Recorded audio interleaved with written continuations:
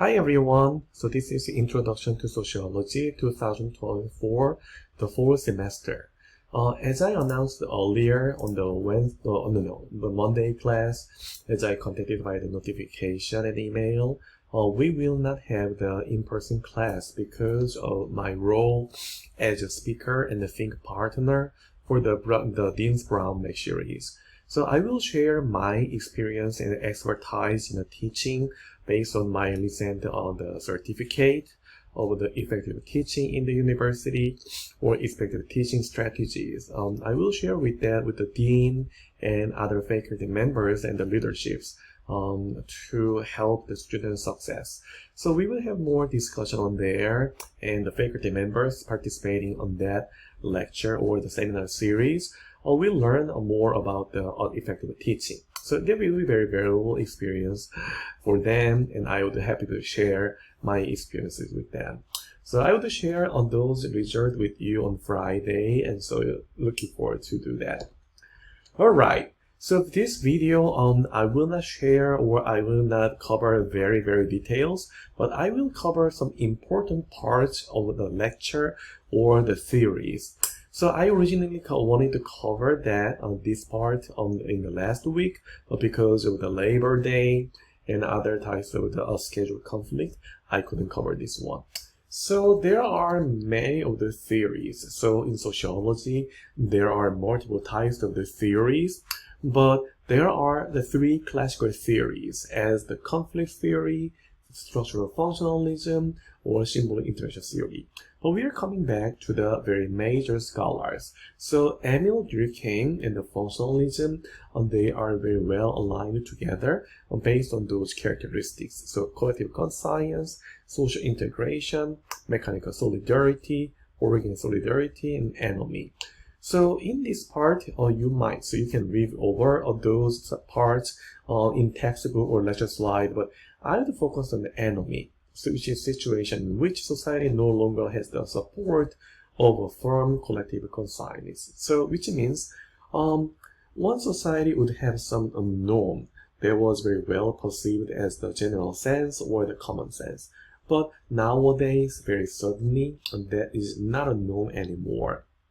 For example, before in the COVID-19, we encountered very different types of terminologies as part of the common sense. For example, you had to wear the mask. But before the COVID-19, the wearing the mask indicated that they might have a very serious health condition or the problem. But after COVID-19, the wearing the mask would be symbolized as protecting them from the COVID-19 or protecting others from the COVID-19 like that. So based on those two distinctive situations, individuals or the people, they may encounter the anomie, which means they are encountering two new things. What did they have as the norms? These were no more the general regulations or the norms, so they felt the anomie. So the Marx and the conflict theory in opposite way, they mentioned that the inequality, the structural inequalities are the problem. So alienation, for example, there was the condition in which the individuals are isolated and divorced from their society, work, and the sense of the self. So, for example, when they were creating the chair by themselves, all the processes were just solely based on themselves in the very ancient society. But in these days, or after the introduction of the mass production system, there was kind of the very different types of the mechanics and the mass production system. They were just doing only very small part of the process that lowered down their satisfaction. And so these are others. So the bourgeoisies in the higher class, the Marxism and the conflict theory, they believe that the bourgeoisies and the richer people who owns the means of the production, such as the factory or their own company, and they were exploiting the proletariat or the working class people because they were working very hard, for example. But as they didn't own the factory or the machine, they just could provide their labors, but their wages were much lower than their values of the working. So the capitalism itself, there are so many good ways. There are so many benefits and the pros and the positive aspects. But those theorists were focusing on the exploitation and inequality generated by the production or the means of the production or exploitation by the ruling class of the people. So they mentioned that the base is very, very important because that shapes the superstructure, which means based on the capitalism, for example, based on the capitalism, they will make a very well-fitted the government style, the family shape, and the religion types, education system, and the culture. So these are sometimes the subsections generated by the economic system. So economic structure is the basis of the society structure. That's the basis of the conflict theory and their system. So that means the the same thing. The basic structure, economic system, shapes and maintains the superstructure, including the government style and the policy, the family as institution, and others and on. All right.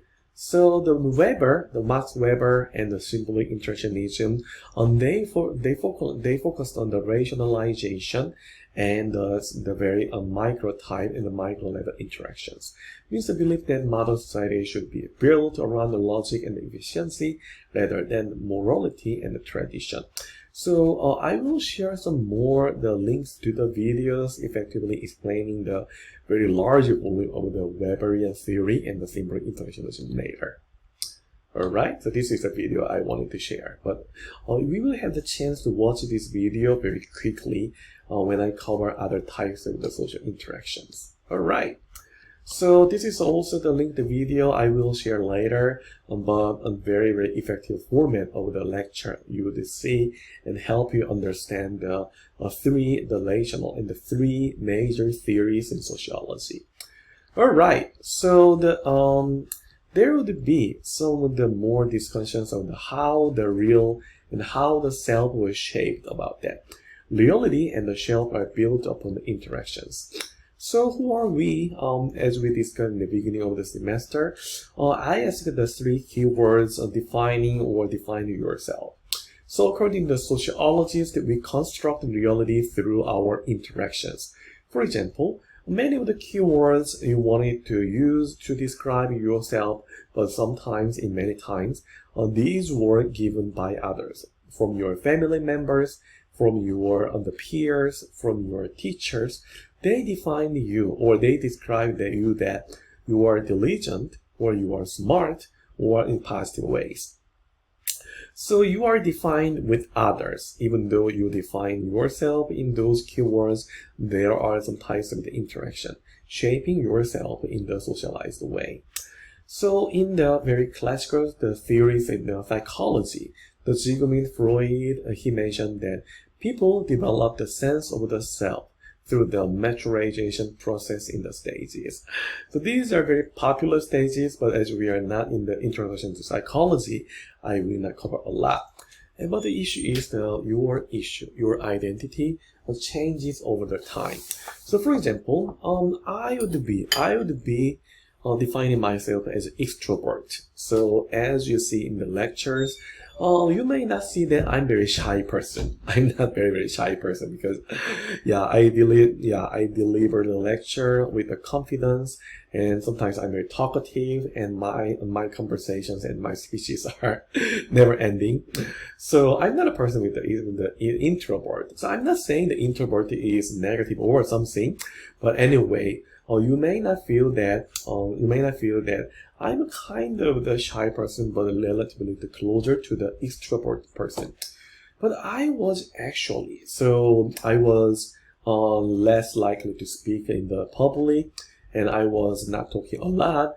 So right after the military service, because I was injured, so I retired with some injury. So my neck and my lower back, I had very serious injury because of the very harsh training and the accident in the training. So after moving to the United States from South Korea, And usually the PhD program, there are very high levels of stress, which resulted in many of the big pressure and the stress. So at that point in time, yeah, I was not very actively interacting with the others like that. So the personality, my characteristics, these were on the process of the changes or on the alterations based on the situation, on the context.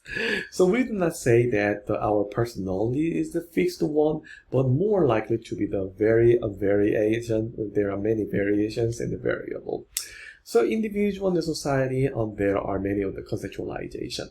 The habitualization means the idea. So the idea and the culture we are enjoying and you are practicing, these are not created by ourselves, but those who in the previous of ourselves, in the past, they had some kind of the frequency and the patterns, and based on their policy and the legacy, repeated frequently becomes the casting the pattern performed again in the future in the same manner. For example, if the A-state university culture, or if you are in the fraternity or the sorority culture of the society, you may have some of the culture inherited from the previous generations or the previous the classes. And the Thomas theorem, they mentioned that the reality is constructed by your perception or your imagination or others. So for example, a child's perception about the existence of the ghosts will keep him awake at night, though they don't actually exist, for example. Yeah, I mentioned this in my experience in the Gettysburg College. Yeah, I slept a lot in several days on my office, but I eventually heard that after moving out from the Gettysburg College, I heard that there was there was some types of the ghost stories I never seen anywhere. So in your perception, anyway, in the Halloween we are also through, the children may believe there are the ghosts a lot, but the problem would be, so they believe, they feel that they were scared in the very dark area in the rooms and others. So that's my theory. So construction of the self by defining the situations are real, based on the situation, based on others' definition, or any kind of encouragement or discouragement, your identity might be impacted about that. So construction of self by defines of the negative ways. If the student was considered as lazy or bully or bad, they would believe that they are very lazy, they are low performing or others. Then they would be associated with the very high levels of the stress or depression. Then learning more about the deviant behaviors that lead into the types of the higher chances of the deviant reactions. Alright, so maybe I would move forward. And so do you have the role model in your life? So I had mine. So one of the the national level and the internet level scholar, I had my role model I always want to follow. But the false idea in the reality, there are so many types of the reactions. So some types of the reaction, like the bank run, it was a rumor at the beginning of the time and the first initial time, but at the one time, because of those who believe that there will be a bankruptcy, many of the customers withdrew their money. Then it was a rumor that the bank will fail in the future, but that became the real after the bank run. So you may remember about the panic buying during the COVID-19. So this is the photo I took in the very early the spring of the COVID-19 in 2020. So these are from the newsletters that those were the tissues and the waters. These were out of the stock because of the many of the rumors. But during the COVID-19, we don't have any shortage of those items, so we are not sure. Panic sale are the same. So role are the patterns of the behavior that recognize each other, that they are representative of the person's social status. Social status is more complex, so probably the combination of the multiple roles you are having. So describe the responsibility and the benefits that a person experiences according to their rank and the roles in the society. So based on your roles, you may have ascribed status or achieved status. Achieved status would mean that based on your effort, based on your hard working, you would gain your reputation or award or the prize. So if you get the gold medal in the Olympic, that would be the achieved status. That was not given to your life, but based on your hard work, you achieved that. But other than that, ascribed status. These were just given to your status or your role. So as you are born as a woman or as a man, based on the biological gender, you then have classified as the male or female as the ascribed status, or your skin color, sometimes your religion or nationality. These would be given to yourself. So you may have many of the examples of the ascribed status. Right? So these are examples of that. So multiple ascribed and achieved social status, then you may have some types of the role conflict. But based on the role set, you may have many of the roles aligned with your situations and your status. The role strain means the stress and the pressure, because as you have many of the roles, that occurs when there are too many expected tasks and demands to the role. Role conflict is a situation when one or more of individuals will clash each other. So compared with the stress, this is the crash. Then you are juggling or you are kind of handling multiple roles, but one of the roles would be not available because another role is demanding or another role is too important. Alright, so you expect the roles as a university student. You are working as a student, and if you are the full-time employee, or if you have some part-time job, you are working as employee, and if you are the caregiver, so you may have many of the roles. So you may feel many of the role strain as a stress and the pressure because of the multiple roles. And roles are conflicting to each other because you have very limited time, with a limited capacity or other than that.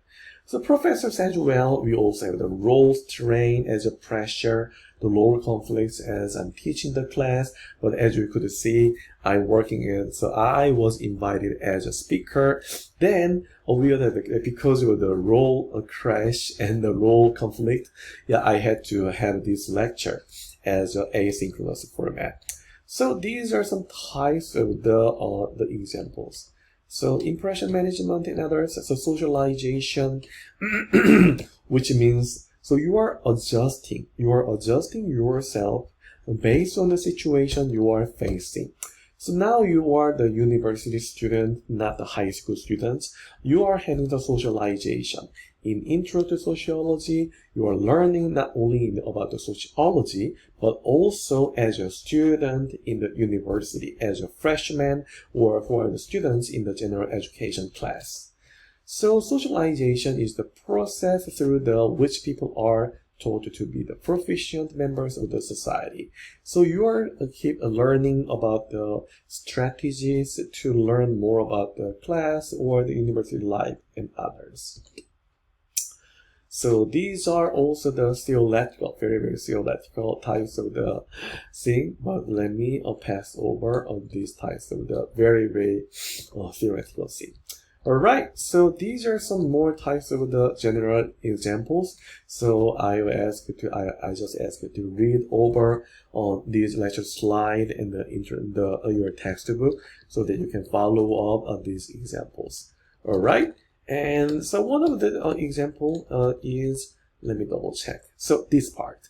So this is a kind of the hint for your midterm exam and others. So that's valuing your time watching this lecture.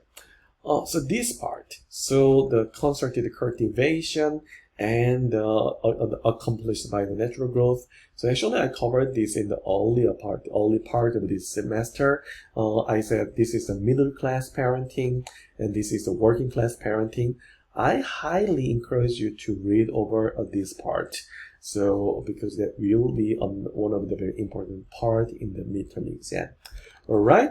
Thank you very much for your time, and yeah, I look forward to meeting you on this Friday. Thank you very much.